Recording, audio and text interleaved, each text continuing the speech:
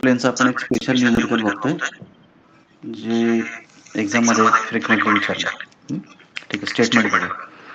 A circular lamina with 40 mm diameter is resting on HP on a point A on its circumference. The plane is inclined at 40 degrees to HP and the diameter AE is inclined at 40 degrees to VP. Draw its projections. आता ह्या न्यूमरिकलमध्ये आणि previous न्यूमरिकलमध्ये काय difference आहे? तर इथे असं म्हटलेलं आहे की plane is inclined to at 40 degrees to HP आणि the same plane is inclined with VP असं आतापर्यंत आपण म्हटलं होतं. आता काय या प्रॉब्लेममध्ये डिफरन्स आहे? तर plane is inclined at 40 degrees to HP हे तर ठीक आहे, म्हणजे फ्रंट व्ह्यू इन्क्लाइंड करायचं आहे, पण VPला जे आहे तो डायमीटर इन्क्लाइंड केलेला आहे, ना की प्लेन. ओके, तर त्या केसमध्ये प्रॉब्लेम जो आहे तो जरा थोडा डिफरंट वेनी सॉल्व्ह करावा लागतो. तर ते आपण आज बघूयात. इथे मी आधी टॉप व्ह्यू ड्रॉ केलेला आहे. सर्कल आहे विथ 40 mm डायमीटर. त्याला 8 पार्ट्समध्ये डिव्हाइड केलेलं आहे. A, B, C, D, E, F, G आणि H. ओके, तर हा झाला step number 1 which is the top view and true shape. ह्याचे सगळे प्रोजेक्शन्स आपण वरती घेऊन गेलो आहे. दिस इज फ्रंट व्ह्यू आणि ट्रू लेंथ आहे.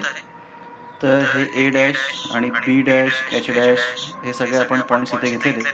So this is top view, this is front view, true shape, true length. आता आपल्याला इन्क्लाइन करायचं याला to the HP at the angle of 40 degrees. इथे एक पॉईंट मार्क केला मी.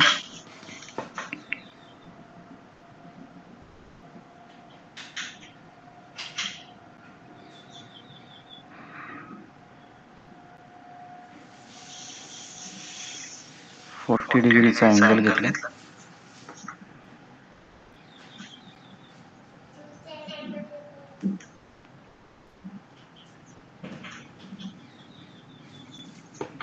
ओके, आता इथले सगळे जे पॉइंट्स आहेत ते इथे ट्रान्सफर करायचे आपल्याला.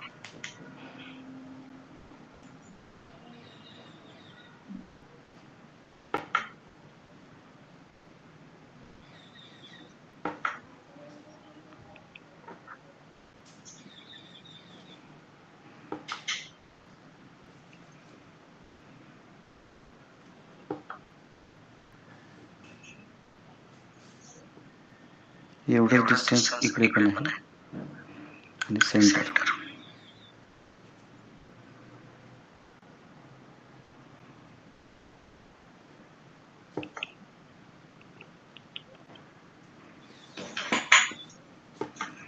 दिस is A dash, B dash, H dash, C dash, G dash, D dash, F dash आणि E डॅश. आता या सगळ्या पॉइंटचे प्रोजेक्शन्स आपल्याला खाली VP HP मध्ये घेऊन जायचे.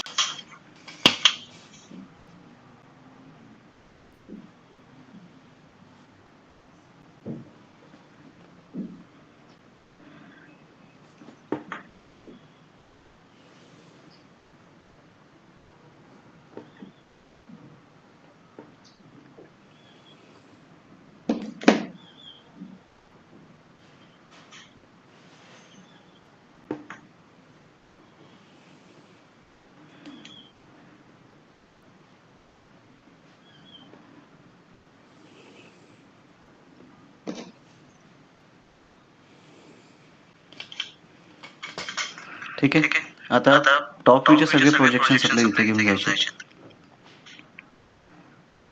XY लाईनला मॅच केली रुलर.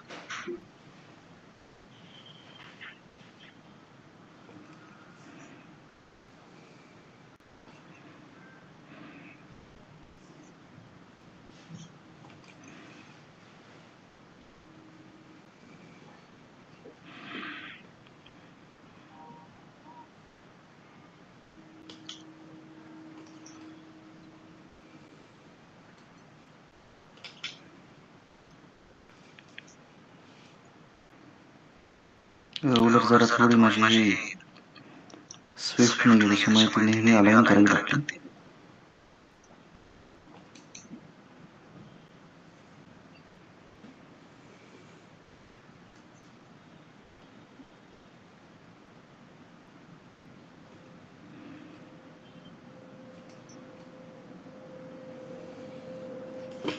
ठीक आहे.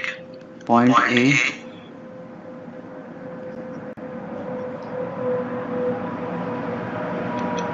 A1, B,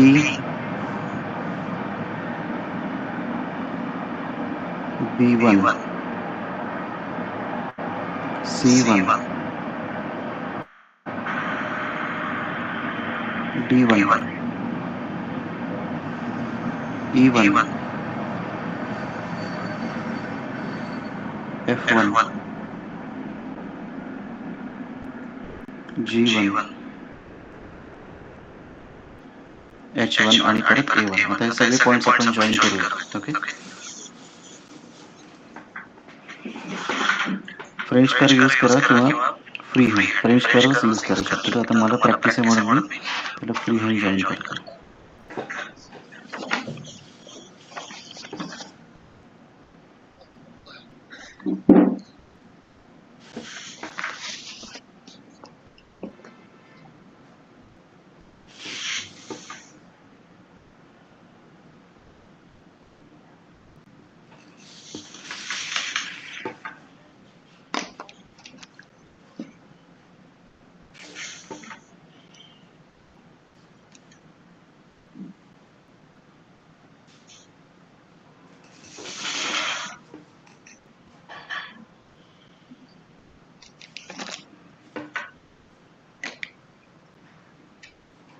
ओके, आता याच्यामध्ये काय झालंय की हा फ्रंट व्ह्यू इन्क्लाइन केल्यामुळे टॉप व्ह्यू थोडा रिड्यूस झालेला आहे. ओके, तर हा जो डायमीटर आहे ए आणि E, okay, diameter A E is inclined at 40 degrees to VP. म्हणजे हा जो रिड्यूस डायमीटर आहे यालाच आपल्याला इन्क्लाइन करायचं आहे 40 डिग्रीवर. ओके, तर इथं पॉइंट घेतला, तिथून 40 डिग्रीचा अँगल मार्क केलाय.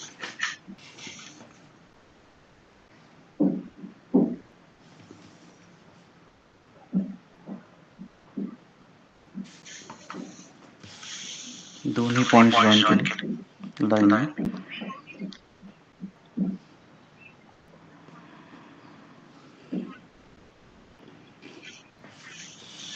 इथे एक पॉइंट घेतला, that is point A1. Okay, आता नीट लक्षात घ्या काय झालेलं आहे. हा जो डायमीटर आहे A1 E1 ज्याला आपण इन्क्लाइन केलेला आहे तो रिड्यूस झालेला आहे. म्हणजे रिड्यूस झालेला आहे म्हणजे रिड्यूस झाला नाहीये, पण तो दिसतोय की तो रिड्यूस झालेला आहे. Okay, so this A1 E1 is apparent length.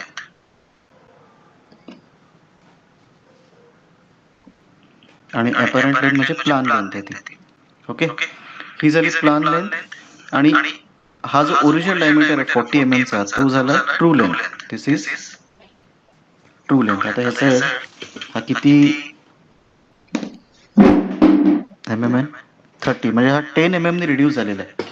10 mm reduce झालेला आहे, बरोबर आहे. तर ही झाली अपॅरंट लेंथ, ही झाली ट्रू लेंथ. तर ही कंडिशन काय झाली आहे की when the line is incline to both planes, ही कंडिशन झालेली आहे. कारण त्याच कंडिशनमध्ये आपल्याला काय होतंय की रिड्यूस्ड टॉप व्ह्यू मिळतो आहे. Okay, when the line is inclined to HP तेव्हाच आपल्याला रिड्यूस्ड जो आहे तो हे मिळतोय, टॉप व्ह्यू मिळतोय. पण ही लाईन आहे which is inclined to HP.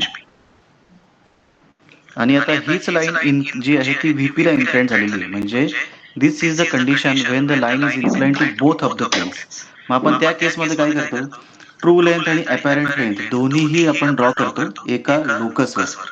Okay, म्हणजे हा जो अँगल आहे 40 डिग्रीचा, तर हा अँगल फाय असायला पाहिजे, पण तो फाय नाहीये.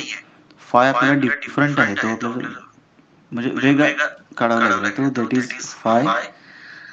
आणि मग बीटा जो आहे तो आपल्याला काढावा लागेल की कसा हे करायचं आहे. Okay, so this is angle phi. पण याच्यावर हा 40 डिग्रीवर हा डायमीटर इन्क्लाइंड नाहीये. तर ट्रू लेंथ आपण इन्क्लाइंड केलेली आहे आणि मग आपल्याला अपॅरंट लेंथचा जो अँगल आहे तो डिफरंट वेनी फाइंड आउट करावा लागेल, म्हणजे by the principle of line incline to both of the planes. मग त्या केसमध्ये आपण काय करतो की हा जो पॉइंट आहे 40 mm चा जो पॉइंट आहे तेवढा डिस्टन्स घ्यायचा डायमीटर मध्ये.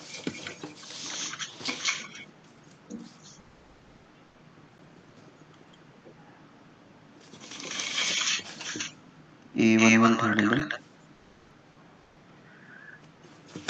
Okay, this is a true line, म्हणजे हा झाला पॉइंट E, नॉट E1, हा झाला पॉइंट E. आता ह्या पॉइंट E मधनं आपण हॉरिझॉन्टल लाईन ड्रॉ करतो आहे, which is equal to the locus. Okay, this is what? This is the locus of E.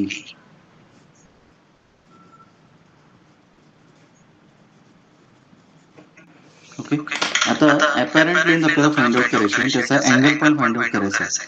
तर अपॅरंट लेंथ आहे A1 E1, तर तेवढी कंपास मध्ये घ्यायची. A1 वर ठेवला आहे पॉइंट आणि लोकसच्या लाईनला जिथे कट करेल तो झाला actual angle of inclination of diameter A1 E1 when it is made inclined at 40 degree. So this is point E1. आता पॉइंट जॉइन करा A1 आणि E1 and this is the actual inclination angle of the diameter. He step कधी follow करायची आहे? ज्या वेळेस problem मध्ये म्हटलं असेल की डायमीटर, शॉर्टर डायमीटर जो आहे तो इन्क्लाइन केलेला आहे, त्यावेळेस आपण हा लाईन इन्क्लाइन टू बोथ प्लेनचा प्रिन्सिपल वापरायचा आहे.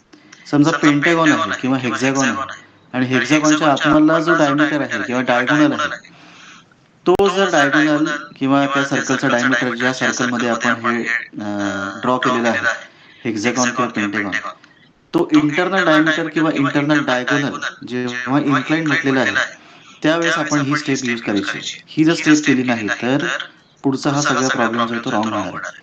त्याच्यामुळे इंटरनल फीचर डायमीटर, डायगोनल हा जेव्हा इन्क्लाइन केलेला आहे, जो शॉर्ट झालेला दिसतो आहे, तो जेव्हा आपण इन्क्लाइन करतो आहे त्यावेळेस आपल्याला हे ॲज इट इज घ्यायचं आहे. जर त्यांनी म्हटलं असतं की हा लार्जर डायगोनल म्हणजे C1 G1 हा इन्क्लाइन केलेला आहे तर काही गरज नव्हती, कारण हा ऑलरेडी 40 mm चा आहे, बरोबर ना, हा रिड्यूस झालेला नाहीये. पण A1 E1 इन्क्लाइन केलेला आहे की जो रिड्यूस झालेला आहे ह्या अँगलमुळे, 40 डिग्रीच्या अँगलमुळे. तर त्या केसमध्ये आपल्याला लाईन इन्क्लाइन टू बोथ प्लेनचा हा प्रिन्सिपल यूज करायचा आहे. आणि आता हा जो A1 E1 आहे हा शॉर्टर डायमीटर धरून याच्या अराउंड आपल्याला तो जो सर्कल आहे तो आता बाकीचे त्याचे फीचर्स आपल्याला कंप्लीट करायचे. ओके, तर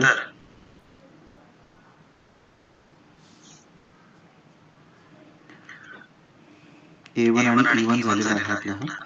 ओके, तर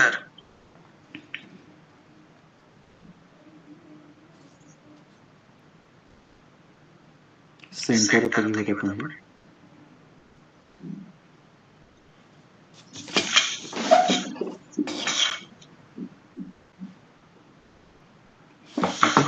या सेंटरवर ना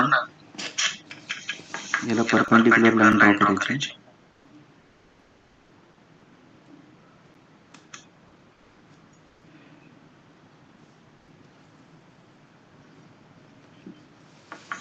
ओके,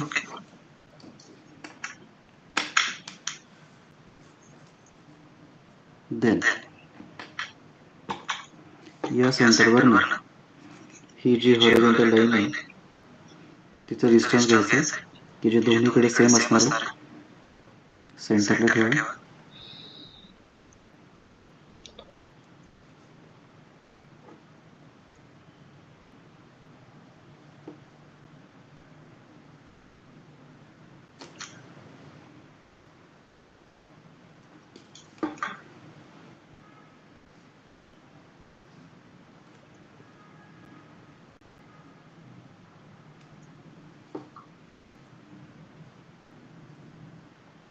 ओके, या दोन्ही पॉइंट्स आपल्याला हे करायचे, लाईन्स घ्यायचे.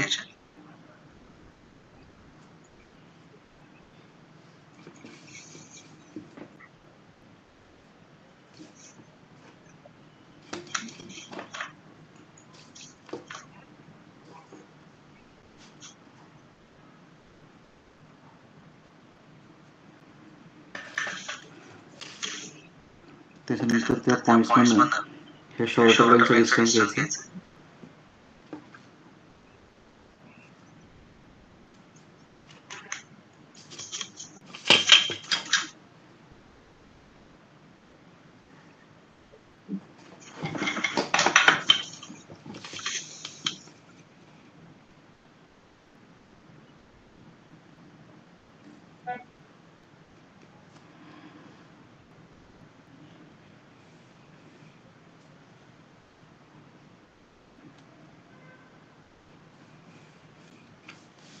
ओके, आता हे आपल्या सगळ्या त्या लाईन्स झाल्यात. आता ए आणि ई याला रेफरन्स म्हणून बाकी सगळे पॉईंट्स आपल्याला घ्यायचे. ओके, सो ए आणि B1,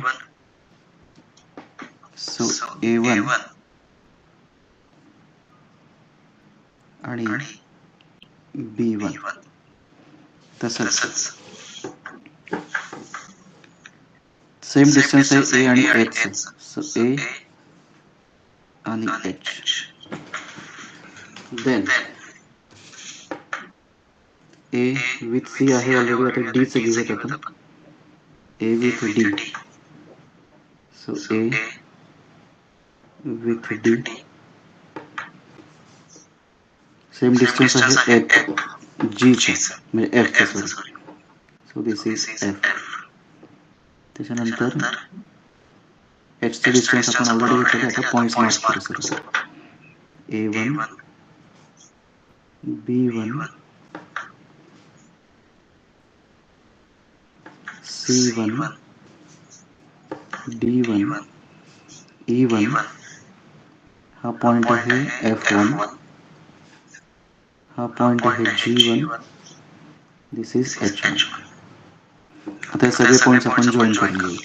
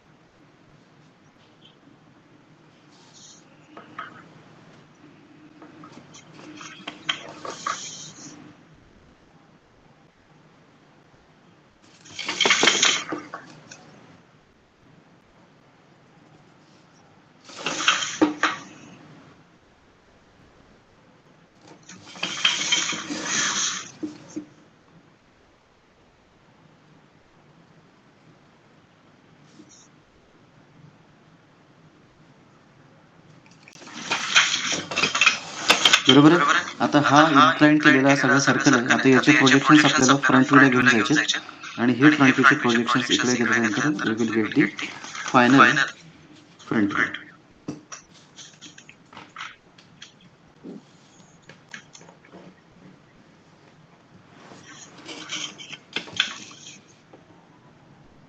XY लाईनला इन्क्लाइन केलेलं आहे आणि पॉइंटचे प्रोजेक्शन्स घेऊन गेलो आपण वरती. एकाच पॉइंटवर आलो. हे सुद्धा एकाच पॉइंटवर आहेत. Same is the case with this. थोडासा फरक आहे 1-2 mm चा, पण ठीक आहे. त्याचं कन्स्ट्रक्शन वेगळं आहे. ओके, आता इथला पॉइंट सगळे घेऊन जायचे प्रोजेक्शन्स.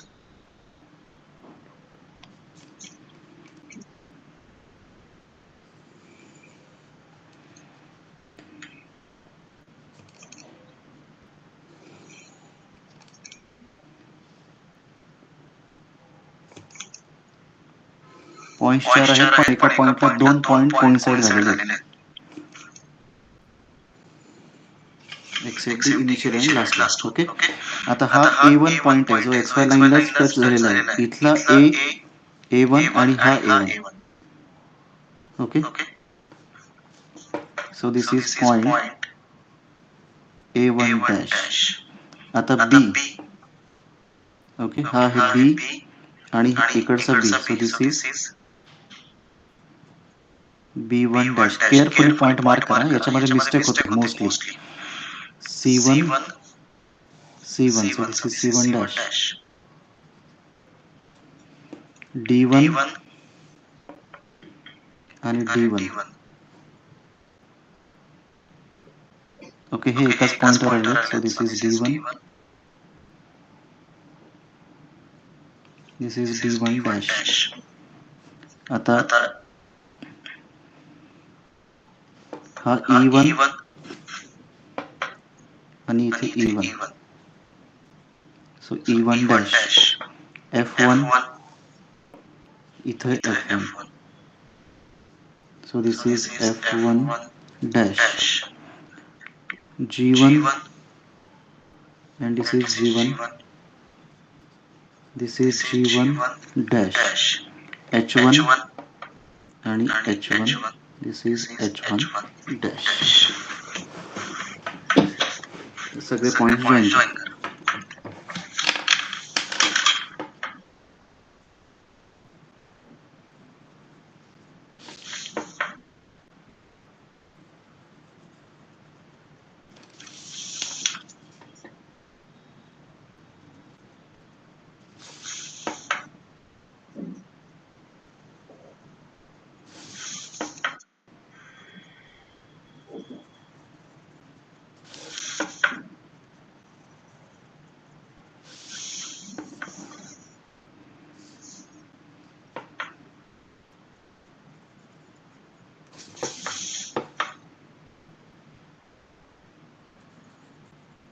ओके, हा असा शेप आलेला.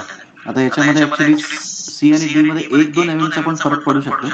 तर हा कर्व थोडासा अजून स्मूथ जाईल, म्हणजे C1 चा थोडा पॉइंट बाहेर जाईल आणि इथून तो कर्व असा आतमध्ये टर्न होईल. आता हे इथे कोइन्साइड झाले, त्याच्यामुळे ती स्ट्रेट लाईन घ्यावी लागते, पण मे बी 1-2 mm चा फरक असेल किंवा ॲक्युरेसी जर असेल तर हे 2 पॉइंट मध्ये 1-2 mm चा फरक पडेल आणि हा कर्व असा आपल्याला इथून घेता येईल. Okay, so this is the final top view. So step number 1, step number 2, step number 3, when top view is at 40 degree, म्हणजे theta equal to 40 degree. This is step number 4, reduced top view हा front view असेल. Then आपण हा आहे step number 5, diameter inclined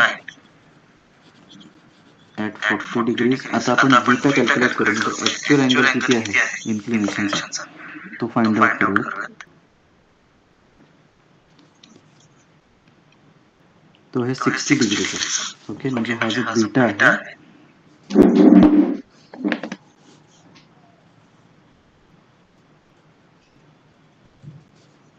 this is beta which is equal to 60 degrees आणि त्याचा हा शेवटला फायनल फ्रंट व्यू.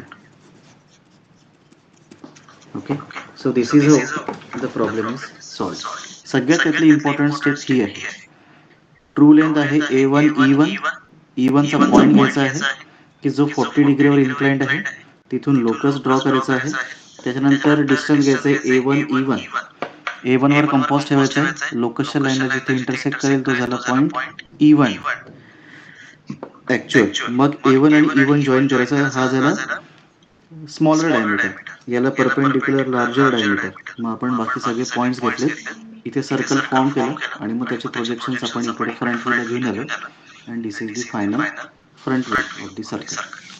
ओके, हा अतिशय इम्पॉर्टंट न्यूमरिकल आहे, याची प्रॅक्टिस करा चांगली. ओके, ठीक आहे, स्टॉप. Okay sir.